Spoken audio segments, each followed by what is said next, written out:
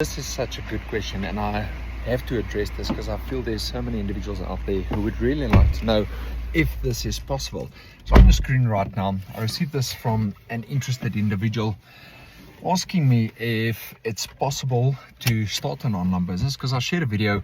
Hi there, my friend, my name is Errol, just an ordinary dad, and I was stressed out, exhausted, frustrated, and I was broke. And what I'm doing right now is I managed to build a six-figure business online from the comfort of my own home, and I share online business products that's proven to change lives, and it assists you in making more money. Now, after I shared one of my videos, he asked me this question: can I do this while having an 8 to 9 or 8 to 5 job?